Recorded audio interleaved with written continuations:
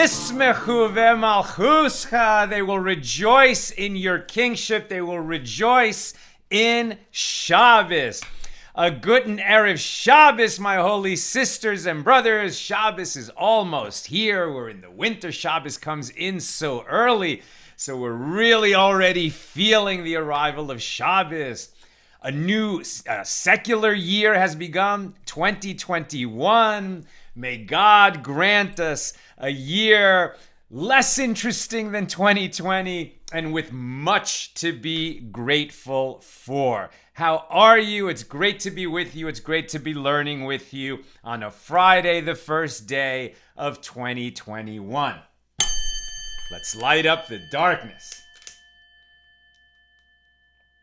And that was, of course, Shlomo Katz from his Live in Melbourne album. We're just big fans. We play that all the time, that whole album. All right, who's with us as we get it going on the first day of 2021? And by the way, we are very close to 1 year of AT Daily. We started on January 5th. The new Daf Yomi 7.5-year cycle of Talmud study began on January 5th, 2020. So I think January 5th of this year is Tuesday, I believe. So we'll celebrate 1 year of this class. And I think maybe earlier that day, I'll share the first class of January 5th. And you can see, our class has really evolved. I wasn't even sure exactly what I was getting myself into, taking on to teach the whole daf. And the first episode, I think it was a vertical phone. Maybe it was horizontal, but it went vertical soon after. And it was just on the phone and just on Facebook. And it was just meant to be like a 10 or 15 minute thing every day. And well, it has evolved. And it's so great to be learning with all of you every day. So who's with us today? Janice in Dallas, James in Indianapolis, Melissa in Great Neck, Pauline in Arkansas, Yehudit saying Shabbat Shalom from Florence, South Carolina. Thank you, Nina and Sal. Thank you, Yehudit. Christo in Lubbock, Texas. John says, good Shannon's brother and sister. Was that a typo? What does that mean? Jen Hayes says, Shabbat Shalom from France. Gail from Virginia and from Merced. John, yeah, it was a typo for Good Shabbos. Harley says, good Shabbos from Eastern Long Island. Christo says, a happy Gregorian New Year. Joyce in Philadelphia. Diana in Ruidoso, New Mexico. Does that mean noisy? Noisy, New Mexico? Christo says, Diana used to live in Ruidoso. Nancy is in Southern Pines. Cecily Boyd is saying Shabbat Shalom from Maryland. Ronald in Denver, who's recommending Applewood smoked rosemary leg of corn-fed kosher kill. That must be for the Passover lamb we'll be talking about. Let's see. Hannah Rivka says Happy New Year. Mahalia says Happy New Year and many to come. Amen. Where is this? Mahalia is in Newmarket, Ontario. Carmen in Portland, Oregon. John says autocorrect is not Jewish. Marianne says Shabbat Shalom from Glen Springs. It's great to see you all. Lynn is in North Texas. Lindsay, I know, is in Cincinnati and saying Baruch Hashem. Welcome, everybody. Today's class is dedicated by Caitlin Waters to the David and Lisa Grant family for healing. May they have a complete healing, a refuah shlema. May we only hear good news. And we say amen. And Caitlin, may you and all your loved ones be showered in blessings. We thank you for dedication. Your dedication, we say amen. Also, Connie Mitayer is, and I think your Hebrew name is Chaya, and that you are dedicating today's episode to your parents. What a beautiful and simple dedication, and a beautiful way to fulfill the fifth commandment. One of the hardest commandments to fulfill properly. So thank you for honoring your parents by dedicating our show. May the merit of our learning accrue to them, and may you and your family be showered in blessings, and we say amen. Where are we holding? First of all, a big thanks to this community, our annual campaign. We didn't quite make it to our goal. We came close, very close, and in this year, we feel showered in blessings. Thank God. We're going to be able to continue our programming. We're going to have to find some ways to tighten our belt for what we didn't quite make to light the candle. But we did great in this really challenging year, and this group especially was so supportive. We really thank all of you for enabling us to meet our budgetary needs and provide this program and all the programming and posts and content that we put out in the year. So Toda Rabah, thank you so much. We are on Daf Mem Aleph, page 41 of Tractate Pesachim, the fourth volume of the Talmud, the laws of Passover. Today we're completing our journey through chapter 2 of Tractate Pesachim with our discussion of the 9th Mishna in chapter 2. Let's read the Mishnah, and then we'll work our way through a good chunk of the page. I like it because it sort of follows, at this point our class is sort of familiar enough that we can really work with the Talmudic flow and the logic and understanding of the rabbis and the way that Ravina and Rav Ashi organized the Gemara. So I think we're going to have a good time today. All right. Mishnah number 9 here in chapter 2.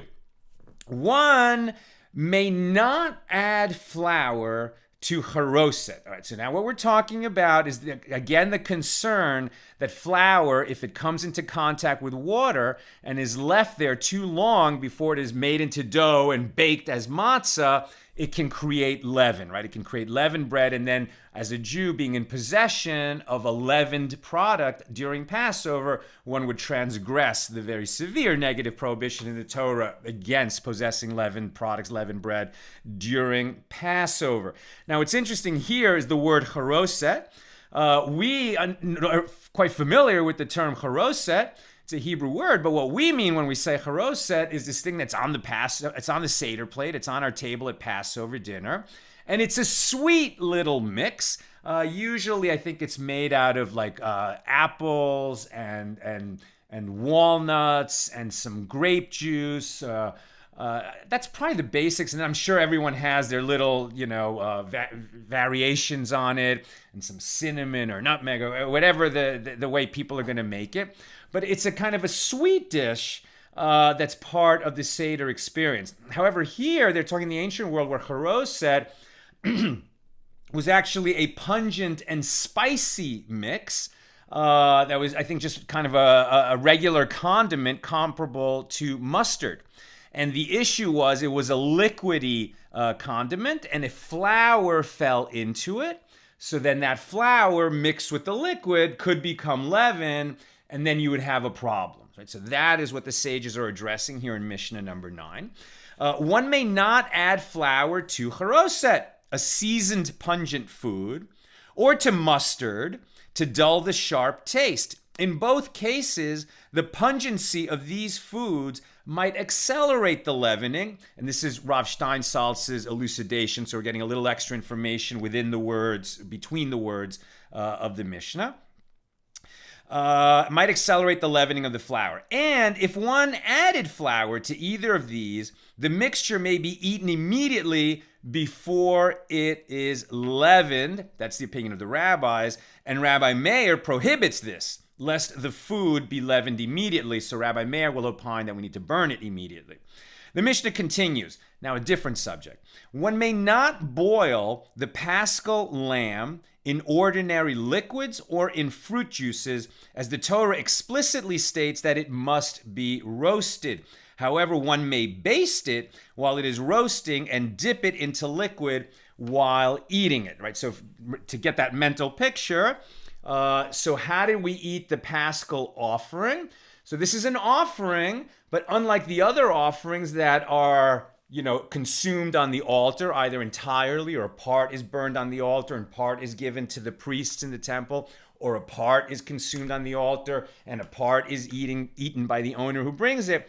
At Passover, the way it was celebrated in ancient Israel is people would make that pilgrimage festival up to Jerusalem. A group of people would register. They would have to prearrange that they would be a group and that they would share a particular lamb together. It could also be a goat, a young goat, a kid of the goats, or a lamb of the sheep.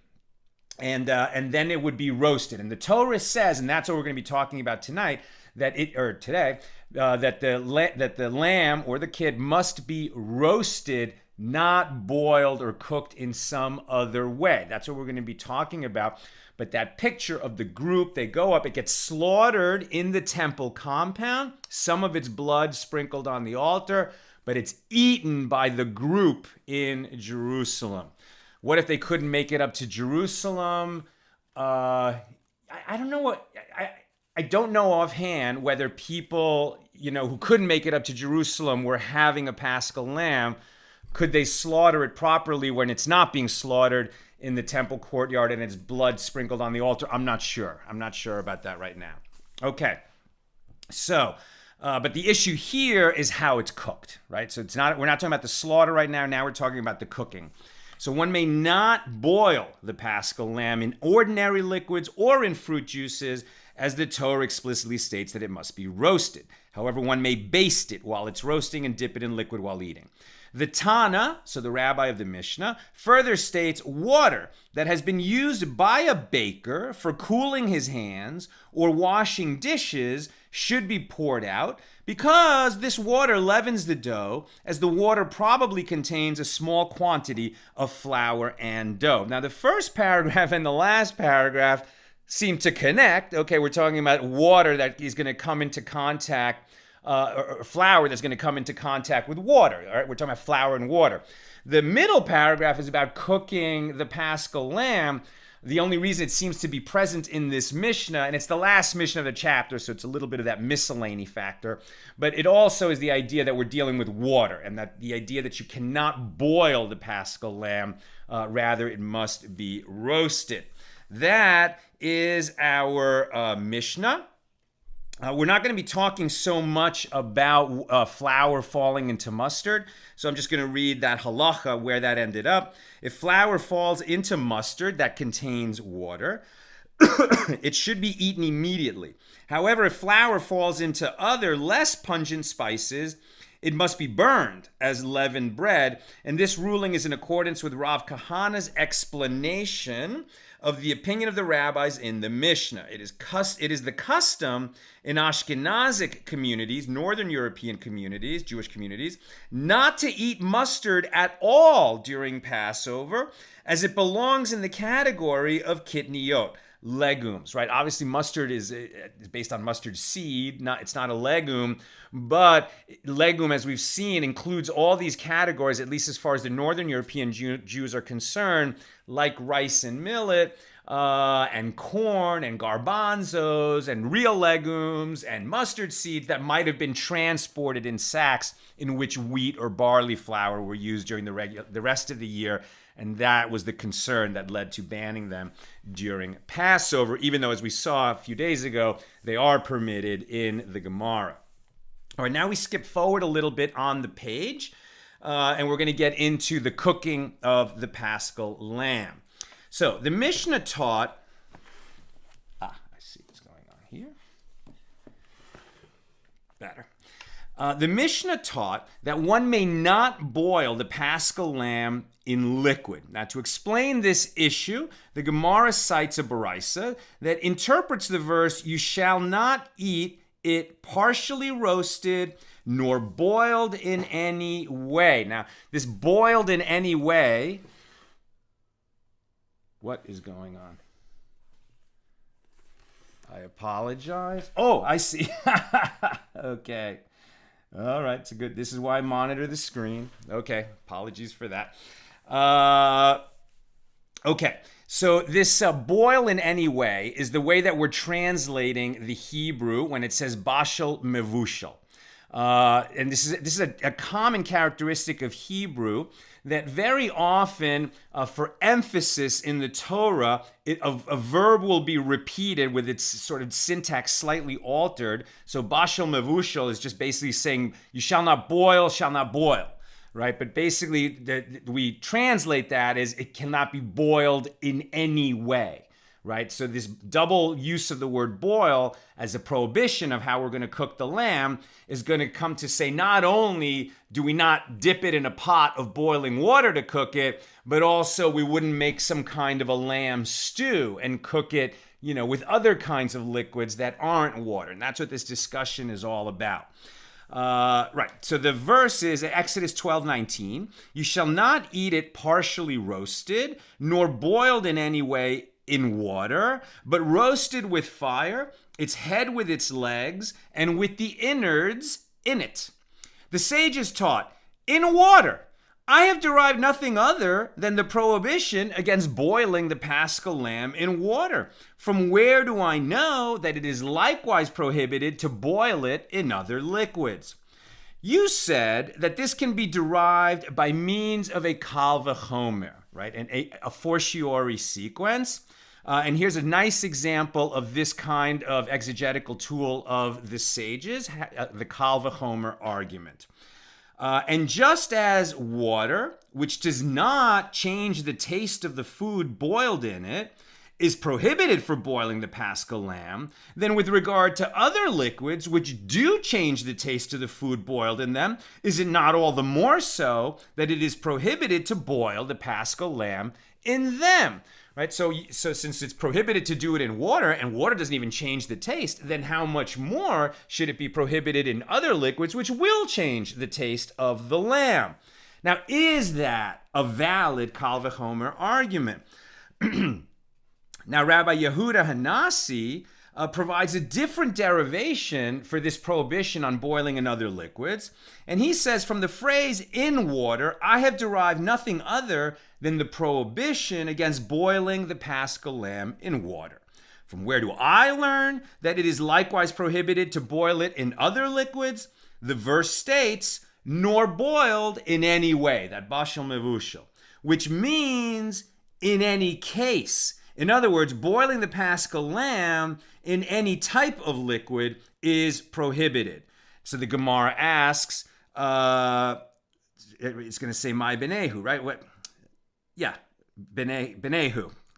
It says icha benehu, right? What is between them? In other words, what is the difference between these two derivations of how we get to you can't boil it in other liquids?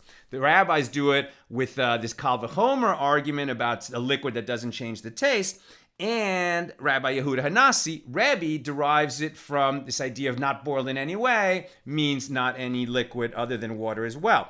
And so what is the difference between where we derive this prohibition from? Is there any practical difference of where we find the source of the derivation in the Torah? And the Gemara answers, the practical difference between them is with regard to meat that is roasted in a pot without the addition of any liquid, but is cooked in its own juices. According to Rebbe, it is prohibited to prepare the Paschal lamb in this manner, as this is considered boiling. Whereas the rabbis maintain that an action is classified as boiling only if one adds some outside liquid to the meat. So the rabbis seemingly would allow cooking the lamb in its own juices in a pot. Rebbe would not, because that would be covered in the prohibition, do not boil it in any way. The Gemara asks, and the rabbis, with regard to that phrase, boiled in any way, what do they do with it? If they're deriving their prohibition on boiling with some other liquid, for using the kal v'chomer argument, that it can't be something that changes the taste, how much more, if you can't do it in water, how much more you can't do it with something that changes the taste. So then what do they do with the phrase boiled in any way? What does that come to teach? And the Gemara answers, for the rabbis, it is required for that which was taught in a baraisa. If one boiled the Paschal lamb and afterward roasted it, or he roasted it and afterward boiled it, he is liable to receive lashes for boiling the Paschal lamb.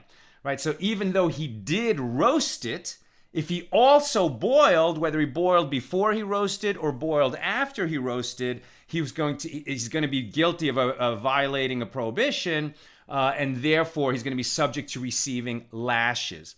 Now, when we talk about receiving lashes, it's not like we really got to get this picture in our head that somebody cooked something the wrong way and then they're tied to the whipping post, and out comes the cat of nine tails, and they get lashes in front of the community. That would happen probably never. But because it would have to be warned and he shouldn't do it, and he received the warning, and there were two witnesses and they warned him right before he went ahead and did it, and they warned him that it's prohibited and what the penalty would be, and then he did it anyway, and then those two witnesses testified. Nobody was giving lashes for not cooking properly. But understanding when lashes would be the appropriate penalty is a way of understanding at what degree of violation of a Torah law we are, right? So it's very often a part of our discussion, even though it probably is more abstract kind of conversation than a practical one when we're talking about lashes. But today, we're actually going to get to where in the Torah the rabbis learn that, for violating for violating certain prohibitions, lashes would be the proper penalty if it was going to be administered that way. But we'll get to that a little later. Okay, so the rabbis are saying that the phrase "boiled in any way" would come to cover somebody who roasted the lamb, but he also boiled before or after the roasting. The Gemara asks, okay, granted, if one boiled the Paschal lamb and then he roasted it, okay, he should be liable of a transgression because he took raw meat, the raw lamb, and he boiled it. So the first cooking was boiling. That definitely seems to violate when the Torah says you must eat it roasted. But if he roasted it first, is what the Gemara is asking it. If he roasted it and then he boiled it, and it is a food that has been roasted by fire, what difference does it make if he boils it afterward? The food was already cooked. He didn't cook it when he boiled it because it was already cooked. Rav Kahana said, in accordance with whose opinion is this baraisa? It is in accordance with the opinion of Rabbi Yosef, who maintains that boiling after roasting nullifies the previous act of roasting. So according to Rabbi Yosef, yeah, you cooked it properly when you roasted it, but then you went and boiled it. God knows why you did that. You thought you would be improving it or something, but now it's going to, whatever credit you receive for cooking it properly when you roasted it, you're going to nullify that when you go and boil it. As it was taught in a baraisa, one can fulfill his obligation to eat matzah with a wafer that has been soaked in water, or with a boiled wafer that has not yet dissolved. This is the statement of Rabbi Meir. Rabbi Yosef says, one can fulfill his obligation with a wafer that has been soaked in a cooked dish, but not with a boiled wafer, even if it has not dissolved. Evidently, Rabbi Yosef maintains that food that was initially baked and subsequently boiled is no longer categorized as baked, and the same presumably applies to meat that was roasted and then boiled. So they bring in this other teaching, this baraisa, about on the first night of Passover, when you're obligated to eat matzah, if you first dip the matzah in some liquid and then you ate it, did you eat matzah and fulfill your obligation? Apparently, yes, if it was, a wafer that has been soaked in water. Okay, you can dip it in water. And this normally people don't do that because we're so careful to keep moisture away. Even after the matzah has been baked, we want to keep it absolutely dry. It's just part of the reverence for the mitzvah. But that would be permitted. But if you put the matzah into boiling water, well, then the boiling would just change the nature of the matzah so fast and so absolutely that whatever mush you ate after that would not be considered matzah for you to fulfill your obligation on the first night. Ula said, even if you say that the halacha, the law, with regard to boiled matzah is in accordance with the opinion of Rabbi Meir, there is no difficulty, as the cases of matzah and the Paschal lamb are not the same. Here, with regard to the Paschal lamb, it is different because the verse states You shall not eat it boiled in any way, which indicates that it's prohibited to boil in any case. No restriction of this kind is stated with regard to matzah. Any rule that the sages state with regard to dipping matzah in some kind of liquid dip or in boiled water or whatever is a rabbinic ruling. It's not explicit in the Torah. But the Torah is explicit that the lamb, it could be a kid of a young goat as well, it must be roasted. It cannot be boiled in any way. Now the sages taught, I might have thought, that if one roasted the Paschal lamb fully, he should be liable. Therefore, the verse states, you shall not eat it partially roasted nor boiled in any way in water. Now, this verse teaches that I, God, said to you that the Paschal lamb is prohibited if it is partially roasted or boiled in any way, but not if it is fully roasted. One who roasts the Paschal lamb fully has not violated a prohibition. Now, we might be wondering, what are they talking about? We understand we can't boil it and we can't eat it partially roasted. Why would we even ask the question, is it permitted to eat it fully roasted, when it's obligated to eat it fully roasted? What are they asking? And so the Gemara asks, what are the circumstances of this case that render it necessary for a verse to teach that roasting the Paschal lamb fully is not a violation of a prohibition? And Rav Ashi said, this is referring to a situation where one burned it. Okay, so if you burn the lamb, right? You were roasting it and your friend started telling a great story and you got all distracted. Then, 2 hours later, you come, oh my gosh, the lamb, and it's just totally burned. And I don't know, when they say burned, does that mean like it's so burned that you can't eat it? Or it's just, badly overcooked? I'm not sure. Let's assume for a second that maybe what they mean is badly overcooked, but you could still at least eat some of it so you can fulfill your obligation. But you didn't cook it properly. It's way overcooked. So this refers to a situation where one burned it. The verse indicates that even one who entirely burns the Paschal lamb does not violate the prohibition to eat it fully roasted. The sages taught, I might have thought that one who ate an olive bulk portion of the Paschal sacrifice raw should be liable for violating a prohibition. Why are we talking about an olive bulk? A ketsias, right? So when we're talking about eating and whether we've eaten something that would qualify for us to either fulfill an obligation or to become liable for a punishment if we ate something we're forbidden to eat, the olive-sized portion is the minimum amount to qualify as eating. If we eat less than that, in most situations, not all, if we eat less than the olive-sized piece of food, we haven't really eaten anything. We haven't done anything. So here the sages are saying, the Torah taught we can't eat it boiled in any way or partially roasted. Well, what if it's not partially roasted? What if it's not roasted at all?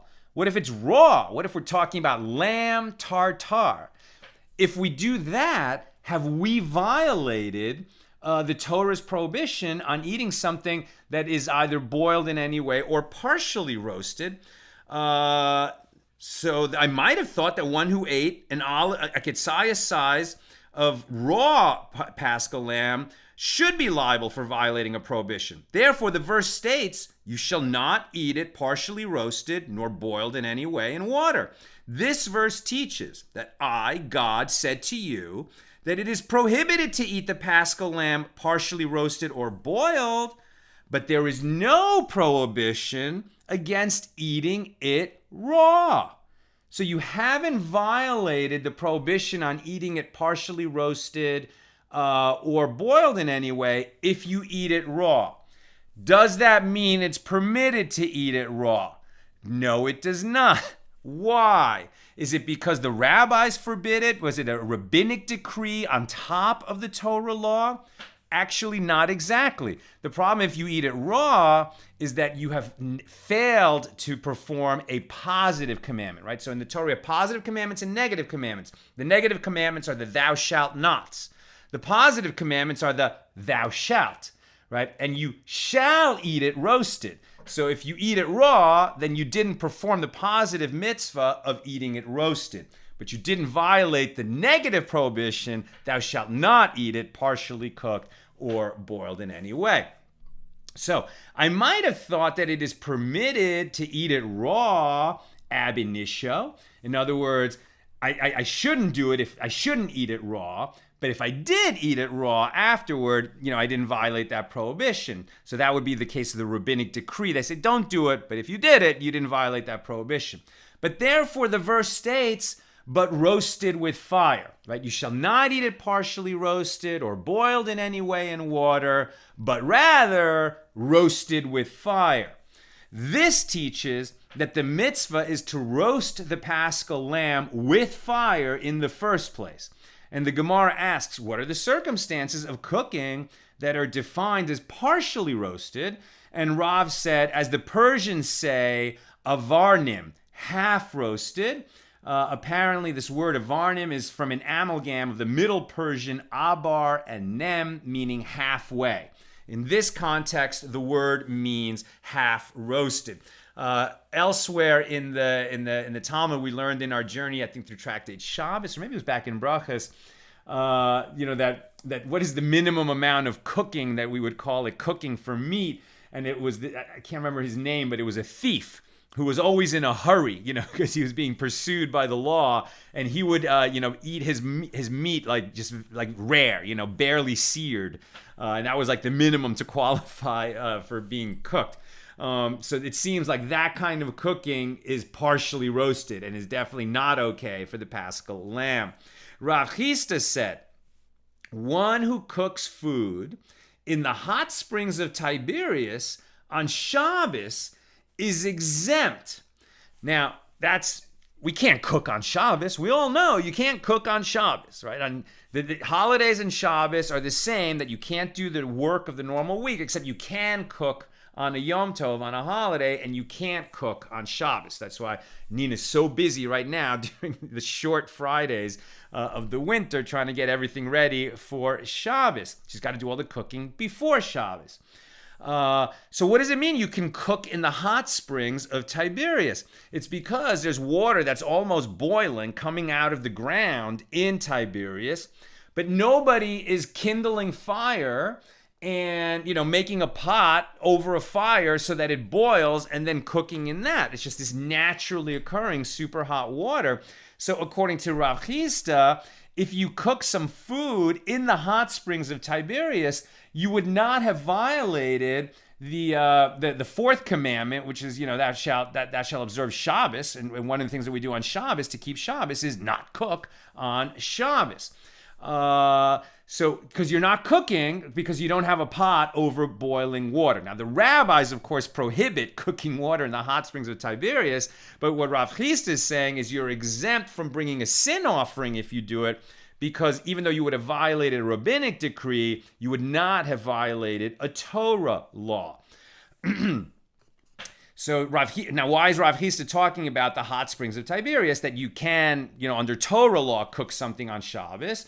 So one violates the Shabbos prohibition of cooking only if he uses a fire. In the case of the Paschal lamb that was cooked, i.e. boiled in the hot springs of Tiberias, one is liable for boiling the offering. So it's interesting that we still have this distinction. If according to Torah law, it's not really considered boiling if you cook some meat in the hot springs of Tiberias, why, with regard to the Paschal lamb, is that considered, yes, it is boiling, not for the purposes of violating Shabbos, but for the purposes of cooking the Paschal lamb? If you put it in the hot springs of Tiberias, that is considered boiling, and you would have violated this prohibition.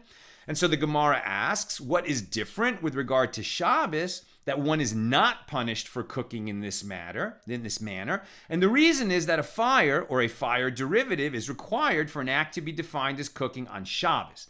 But there is no fire here, as the hot springs are not generated by fire. Well, if so, with regard to the Paschal lamb as well, it is not a fire derivative, and it should not be considered boiling with regard to this prohibition either. So why is that considered boiling in the case of the Paschal lamb? Well, Rava says, what is the meaning of the word liable that Rav Chisda taught? It means that in doing so, one violated the positive mitzvah due to that which is written, roasted with fire. So again, we're distinguishing between the negative prohibition and the positive prohibition. The negative prohibition, and usually negative prohibitions are stronger, you shall not cook on Shabbos, and that is considered not really cooking if you put food in the hot springs of Tiberias. But what you're violating when you put this Paschal offering into the hot spring of Tiberias is that you're violating the positive mitzvah that it must be roasted with fire, and you didn't roast it with fire. You put it into the hot spring of Tiberias. In other words, one who boils the Paschal lamb in the hot springs of Tiberias did not, in fact, violate the prohibition of boiling the Paschal lamb, but he has also not fulfilled the positive mitzvah to roast the offering. Rav Chia, son of Rav Nassan, teaches this interpretation of Rav Chisda's statement explicitly, i.e., Rav Chisda himself said, one who cooks in the hot springs of Tiberias on Shabbos is exempt from violating a Torah law, but he still violated a rabbinic decree. And with regard to the Paschal lamb that was cooked in the hot springs of Tiberias, one is liable to receive punishment for this act. In doing so, he violated the positive mitzvah due to that which is written, roasted with fire. Rava said, one who ate the Paschal lamb partially roasted, he receives 2 sets of lashes for violating 2 prohibitions. 1, you shall not eat it partially roasted, and 2, you shall only eat it roasted with fire. One who ate it boiled receives 2 sets of lashes for the prohibitions, nor shall it be boiled anyway in water, and you shall only eat it roasted in fire. Right? So if you cook it the wrong way, you would technically be liable to lashes because you violated 2 prohibitions. In cooking it the wrong way, you violated partially roasted or do not boil it in any way. And since you didn't roast it properly, you also violated roasted in fire. Thou shalt cook it roasted in fire. One who ate the Paschal lamb after it had been partially roasted and then boiled receives 3 sets of lashes for eating the Paschal lamb partially roasted, for eating it boiled, and for failing to eat it roasted. Abaye says, one does not receive lashes for a prohibition stated in general terms. The mitzvah to eat the Paschal lamb roasted with fire includes many types of cooking, and one is not punished with lashes for violating this mitzvah, as it is a general prohibition that includes meat cooked in several ways. But some say that Abaye said it is 2 sets of lashes that he does not receive, as the mitzvah that the Paschal lamb be roasted with fire does not add to the specific prohibitions against eating it partially roasted or cooked. However, at any rate, 1 set of lashes he does receive. Therefore, one who prepared a Paschal lamb without properly cooking it, but without roasting it, is punished with lashes for failing to roast it with fire. I'm almost done, so if you have questions or comments, let's get them together now. Now, what's very interesting here is the sages are going to share with us, they've just mentioned many times already in our journey in the Talmud that one would get lashes for this or that. So now they're going to mention where is the source in the Torah for the idea that if one violates a commandment and there is not some specific punishment listed in the Torah, that the sort of default punishment for violations that don't have specific punishments would be lashes, right? So the sages didn't have jailhouses, they didn't have prisons, they didn't have sentences of how much time you're going to serve.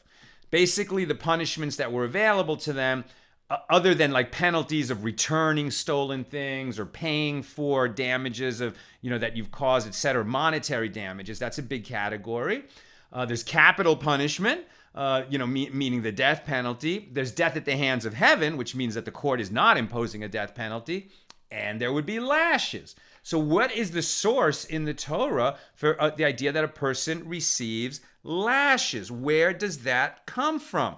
Now, Some say that one does not receive even one set of lashes for violating this prohibition, as the prohibition he transgressed is specific to one matter, like the prohibition against muzzling.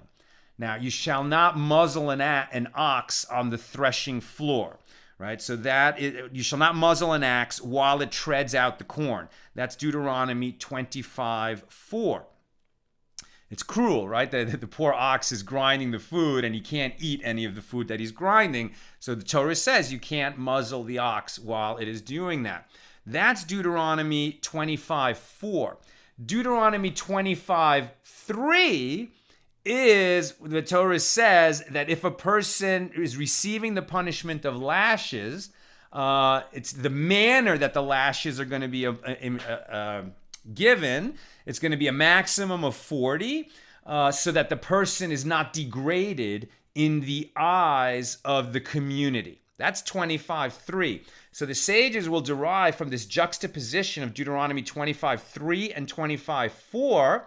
This is how lashes are to be given, and do not muzzle an ox on the threshing floor, that if you did muzzle an ox on the threshing floor, then you would receive lashes. And likewise, you get lashes when you violate specific commandments that don't have other punishments associated with them. That comes up over and over, and here it's just mentioned in passing, but now we get that comparison. And it has to be specific. It can't just be general prohibitions. Let's see. And here it says that we have a note. So a prohibition stated in general terms. There are different types of prohibitions that are stated in general terms. Sometimes a single negative statement includes multiple prohibitions. For example, the verse with regard to priests. They shall not take a woman that is a harlot or profane. Leviticus 21:7. By virtue of a single negative statement, prohibits priests from marrying two different categories of women. Another type of prohibition stated in general terms is exemplified here with regard to the Paschal lamb and a Nazir, where there is a particular prohibition as well as a general prohibition. And yet another. So these are types of prohibitions, and Abaye is distinguishing. He says one does not receive lashes for a prohibition stated in general terms, right? If the prohibition is stated specifically, then you would agree you get lashes. Abaye is not for general terms. Others will disagree. For example, here, eaten partially roasted and then boiled. With regard to one who ate meat from a Paschal lamb that was partially roasted and then boiled, so this is the law, he is liable to receive only one set of lashes, as both prohibitions are included in the same general category. Apparently, the Rambam, Maimonides, understands this dispute between Abaye and Rava in a similar manner to Rashi's understanding of it. Okay, and that's what we are going to cover together. I'll just read you a few more halachas based on what we've been sharing. Okay, with regard to roasting it and then boiling it. If one roasted the Paschal lamb and afterward boiled it, or he boiled it and then roasted it, he is liable for violating a prohibition as stated in the Baraisa, right? So even though he roasted it, the fact that he also boiled, whether he boiled before or after roasting, is indeed a violation. And a wafer that was soaked for matzah. One may use a soaked wafer as matzah, but not a boiled wafer, even if it has not dissolved. The later commentaries suggest that the use of soaked wafer is permitted only for the elderly or the sick, and it is the custom in many communities to be especially stringent with regard to soaked matzah, since there are several reasons for being careful not to eat any matzah that has come into contact with water. It is customary in these communities to be lenient about this issue only on the 8th day of Passover, which is observed solely outside of Israel. Now, we talked about, my mother and grandmother always used to put matzah in their tea or in their coffee during Passover. I guess in those very stringent communities, they would not do that, right? Even though the matzah, how could it leaven? It's already matzah. Still, they would try to keep the matzah dry and not do that. But I don't think that my mother or grandmother violated a halacha, just a custom. It was the custom of their community. It's not the custom of other communities. All right, let's go to questions and comments. Page 41. There we go. Lynn says something interesting that we want in 2021 is Mashiach. Amen. May the Messiah come this year. May he come today. May he come today. And then we'll all dance a hora together in Jerusalem tonight. Wouldn't that be great? We say amen. Lynn also says, concerning eating a mouthful of roasted meat during the daytime is prohibited. Could this refer to Pesach Chagiga meat as well? That that is like a very advanced question, Lynn, and it's a part of the daf that we're not covering today. But she's referring to later on this page, what I'm not, covering for our class today. They're talking about, so when are we obligated to cook and eat the Paschal lamb? Once Passover begins. We're not supposed to eat it in the afternoon of the 14th of Nisan. That's the time to slaughter it as we're preparing for Passover. And so the sages on this page are asking, well, what if somebody roasted it properly but ate it before it's Passover? Is that a violation or not? So if that discussion interests you, you should read what the sages say about that. A chagiga is a different type of offering. It's a very interesting comparison that you're drawing, Lynn, but, ask your rabbi. Okay, from Nina. Now I understand why Pesach mustard is inedible and nothing like real mustard.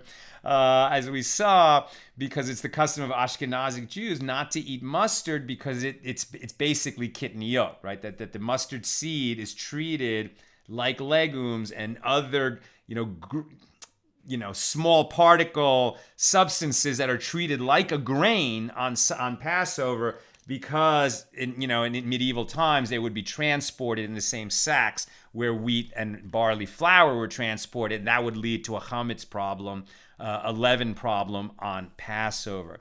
Steve Ribic says, or Ribich, I'm sorry if I'm pronouncing your name wrong.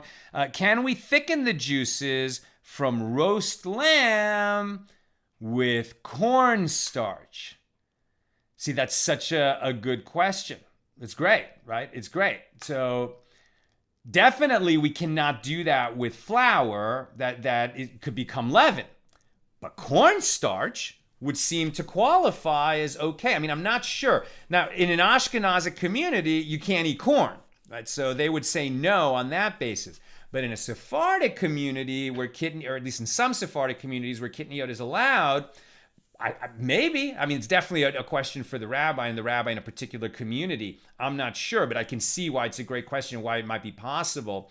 And what we do in Ashkenazic communities use is potato starch, right? So like, there's a wonderful bakery here in LA that used to, I think they closed down, but Delise used to make these Passover cakes out of potato starch that were amazing, like so moist and delicious. A lot of Passover pastries are, not so good because they're not made with flour.